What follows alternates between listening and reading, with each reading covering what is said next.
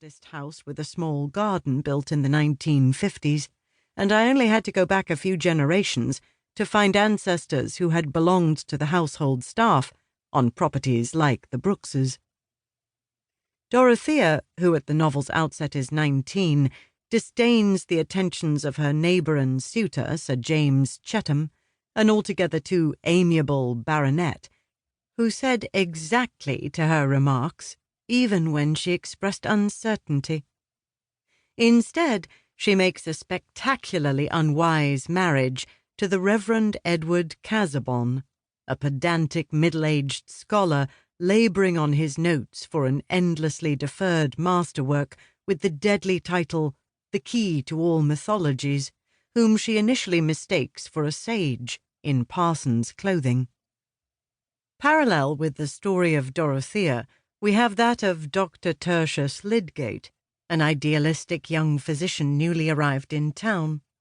He aims to establish a practice along modern principles and to make great discoveries, but his ambitions are fatally curtailed by his marriage to Rosamond Vincy, the wilful, empty-headed town beauty. We meet Will Ladislaw, a youth of tempestuous passions, full of high-flown aspirations to be an artist or a poet. A cousin of Mr. Casaubon, Ladislaw is drawn, in the most honourable of fashions, to his cousin's new young wife, who comes also to depend upon him. We meet Rosamond's brother, Fred Vincy, the feckless but well-intentioned son of the town's mayor, and we meet the young woman Fred has set his hopes on, clever, practical, sardonic Mary Garth, the daughter of a financially squeezed land agent. We come to know Nicholas Bulstrode, the sanctimonious, overbearing banker who insists that others conform to religious principles that, it is no surprise, ultimately, to discover he has not always observed himself. And we learn about the Reverend Camden Fairbrother, the humane, generous clergyman who understands the frailties of his flock because, being an occasional gambler and a habitual smoker, he is well aware of his own. This book, which had been published serially in 8 volumes almost 100 years before I was born, wasn't distant or dusty, but arresting in the acuteness of its psychological penetration and the snap of its sentences. Through it, George Eliot spoke with an authority and a generosity that was wise and essential and profound. I couldn't believe how good it was, and I couldn't believe how relevant and urgent it felt. At 17, I was old enough to have fallen in love, and I had intellectual and professional ambitions, just like Eliot's characters. I was, after all, working hard to get into one of England's ancient universities, something no one in my family had ever done before.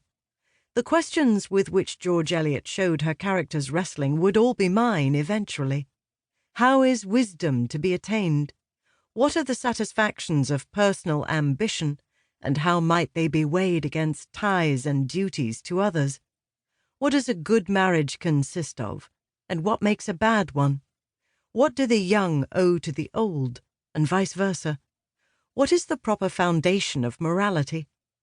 I marked passages with a fluorescent pen. From chapter 37, as Dorothea realizes Casaubon's intellectual inadequacies. Now, when she looked steadily at her husband's failure, still more at his possible consciousness of failure, she seemed to be looking along the one track where duty became tenderness. From chapter 64, where Lydgate and Rosamond's marital relations are at their most strained. In marriage, the certainty she will never love me much is easier to bear than the fear I shall love her no more. These seemed like things worth holding on to. The book was reading me as I was reading it. My copy's back cover cited what I later came to realize was the most celebrated characterization of the novel, Virginia Woolf's observation that Middlemarch is one of the few English novels written for grown-up people. I was ready for adult literature. I was eager to become well-read. I had not grown up in a house.